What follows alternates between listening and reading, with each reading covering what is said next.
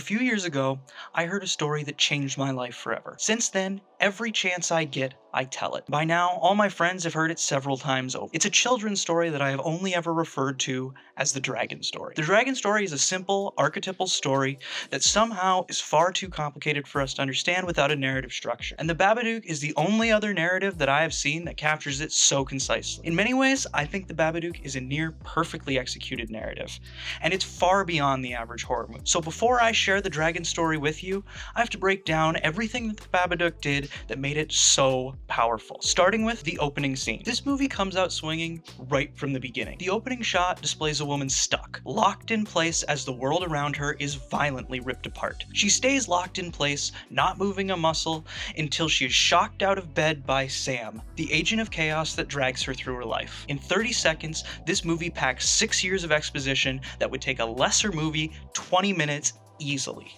The way this sequence is shot tells nearly the whole story, but it's well complemented by the sound design, which is number 2. Again, early in this movie, the tone is set strongly by the combination of the camera work and the sound design. There's no score in this movie, and instead of an alarm clock, Amelia is awoken by the sound of her son crashing through the house, building some kind of weapon and destroying things with it. An unsettling use of sound makes you feel overwhelmed with the state of the house. It feels like a state of chaos where something is definitely missing. The rooms feel alive as they creak and crack throughout the film, and it feels like the house is crying out for help. And this feeling is aided yet by the color. Number 3. The color of everything is muted into gray tones to help display the overwhelming depression of Amelia. If you've been through an extended bout of depression, you may have experienced the feeling that colors are not as bright as they used to be. The sky feels dark and overly gray, and everything around you just feels like it's been desaturated. The use of bright colors for the surroundings in this movie help amplify this feeling as well. Everything in the house is colored bright baby blue, but still manages to feel flat and dull. It gives the audience the feeling that the house itself is grieving too. Number 4, the possession. As the Babadook is introduced, Sam is the only one willing to call it out, and he immediately has the understanding that he has the power to not let him in. Sam being the only one able to see the Babadook makes him the only one who understands it. The Babadook seems to be after Sam from the very beginning, but Sam fights him off. He makes weapons and screams and hides with his mother. All of this makes Amelia's life harder. She's already drowning in the grief of her lost husband,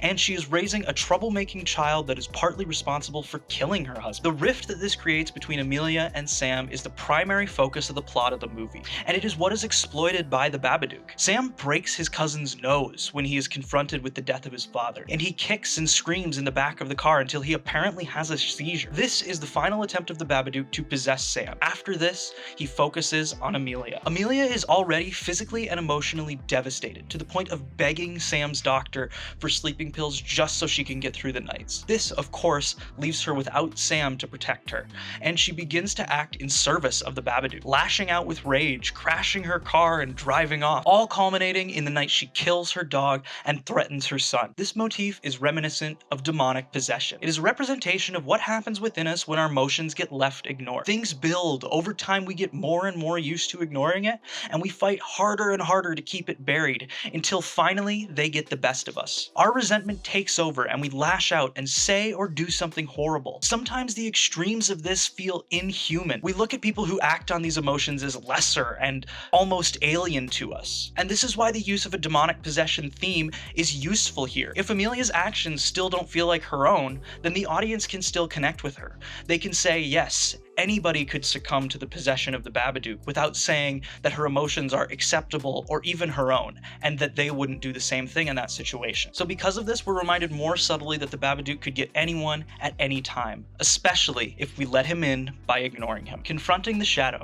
At several points in this movie, Amelia is shown her true nature. Her resentment leads her to dark and horrible places, as it does within all of us. This culminates when she sees herself in the window of a news report about a woman who is stabbed her son and been shot by police. All of a sudden, she is confronted with her shadow self, with her darkest nature, the darkest and deepest corners of her fantasy, and she has to do something about it. But what can she do about it? And this leads us right into number 6, the sacrifice. Once she looks her tragedy in the eye, Amelia sees Oscar, or more accurately, the Babadook wearing Oscar's skin, and he asks for the sacrifice of Sam, claiming that this could bring Oscar back. This is the culmination of Amelia's grief and resentment. She is offered a way out and has let the Babadook in and is shown the path to satisfy her emotions and relieve her grief, and she appears to accept it.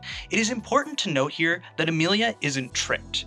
I don't believe that Amelia thinks that she can get Oscar back. I believe that she knows the Babadook is asking her to murder her own son. I think all of these small details are little lies that Amelia is telling herself in order to make her urges more stomachable. Amelia is still allowing her grief and resentment to control her, and she begins to believe they will be satisfied by killing her child. And she's right. With Sam gone, her remaining connection to Oscar is severed, and she could finally get over the past 10 years of her life. She could leave it unaddressed and completely ignore it. If she follows through, she will form herself into a completely different person.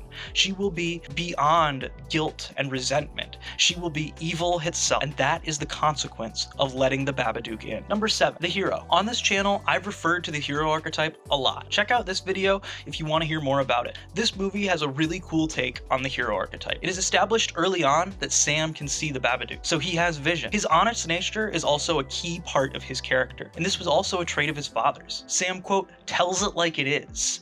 These traits are also heroic traits. When his mother is taken over by the Babadook, Sam doesn't run away or give up. He does what a hero does, and he puts himself in danger to face the Babadook and save his mother. This is a full hero's journey for a child at 6 years old. Finally, number 8, the ending. Once this movie comes to an end, we get to see how life has changed for Amelia and Sam. Amelia is happy, and Sam even gets his own birthday party. His mother is finally rested and smiling, and she can talk about Oscar.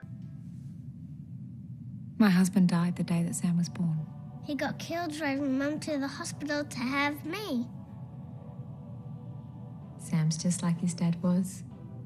Always speaks his mind. However, there are still roses in the garden that are growing in black, and Sam is still a strange child. There are aspects of him and of everything else that just feel off. And then we see Amelia take a bowl of worms down to the basement where the Babadook live, and she faces him willingly. This time, the Babadook isn't overwhelming. He's still scary, and facing him is still difficult, but once you face him willingly, it slowly becomes manageable. And as long as you tend to it properly, as long as you feed it, it can stay manageable. Okay, so there are a lot of things I like about this movie. And honestly, this isn't even ever. But does it really deserve the hype of saying that it's akin to a story that changed my life? I'm telling the truth when I say that. And I think I can demonstrate that by telling the simple children's story that I heard years ago that the Babadook encapsulates so well. And it goes like this. One day, a mother and her son arrived home from school, and the little boy saw something strange.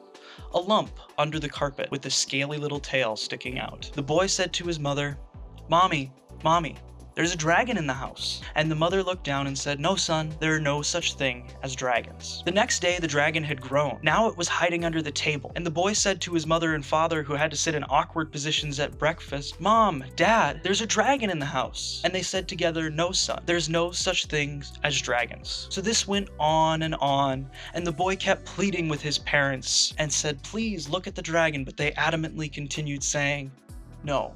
There is no such thing as dragons." And this went on until the dragon got so big that his wings stuck out the window, and everyone in the house had to crawl over top of him to get around. But his parents remained adamant that there was no such thing as dragons. Until finally, the dragon spread his wings out, picked the house up, and flew away. And the boy pleaded again, "Mom, please, there's a dragon in the house." And finally his mother said, "Okay, son, you're right. There's a dragon in the house." After that, they looked at the dragon as it started to shrink. It got smaller and smaller until it set the house back down, shrank down to its original size, and hid once again under the carpet where they could easily pick him up and set him on his way. I heard that story years ago, during one of the most difficult points of my life, when I lived in a house full of dragons that I didn't want to look at. But this story woke me up. It helped me realize that these things would only get bigger the longer I left them unaddressed. So I started changing my life. I started addressing the dragons that I had been avoiding. And it took a long time and a lot of work. But finally, slowly,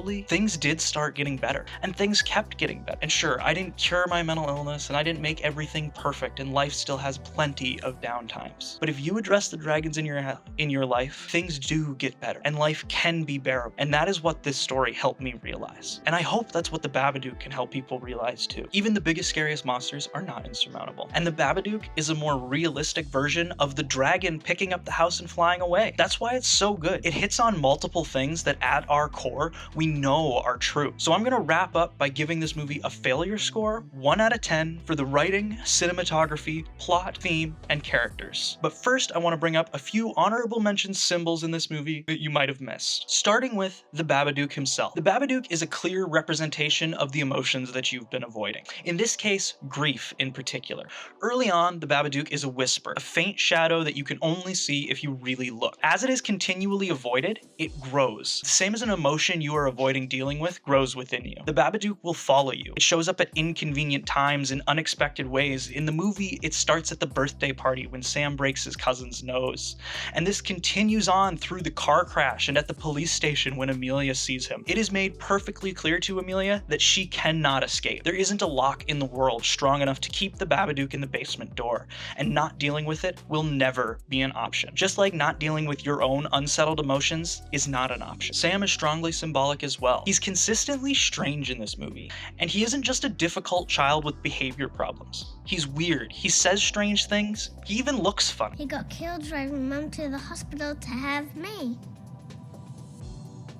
Sam's just like his dad was.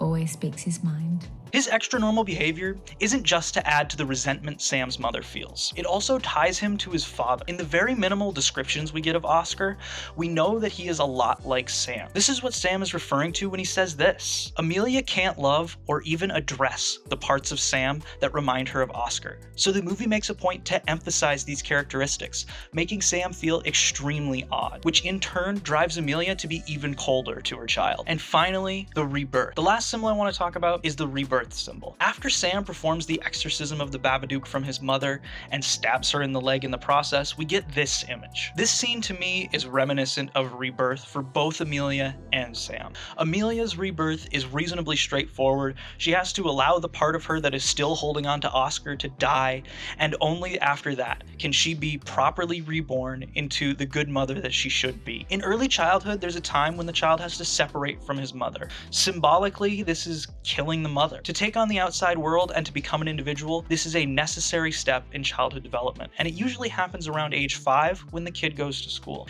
A kid who doesn't properly separate from his mother will face significant behavioral difficulties and have an extremely hard time socializing. So Sam, being the story's hero, is forced to take on the task of killing his mother by exorcising the demon from her, and therefore killing the part of himself that is so deeply attached to his mother that he couldn't let go of her. And in this sense, Sam is reborn. He can become a more normal child and live a normal life and act as an individual separate from his mother. And finally, a failure score. Do you think I should do these backwards like a golf score? After all, a good movie didn't properly fail. Let me know what you think in the comments. Also, let me know what movie you think I should do. Anyway, starting with the plot. The plot structure and the pacing of this movie are overall very well done. The filmmakers do a good job keeping the tension high, and there are a few spots where it feels like things are taking a little bit too long to progress, but overall it's really good. I do think these times where there are little lulls kind of keep it from getting into the really exceptional territory, but an 8 out of 10 is more than fair. The writing is very good as well. It comes across as natural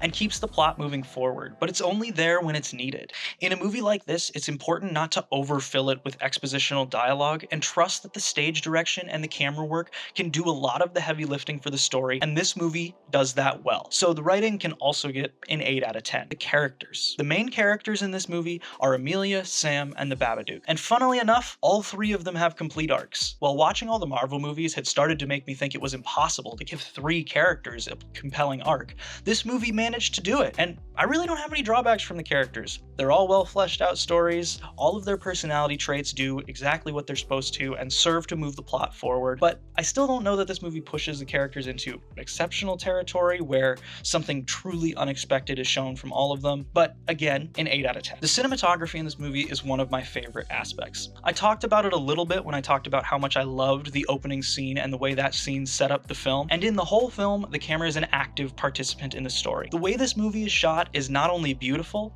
it helps tell the story. It raises the tension and often makes the viewer more uncomfortable.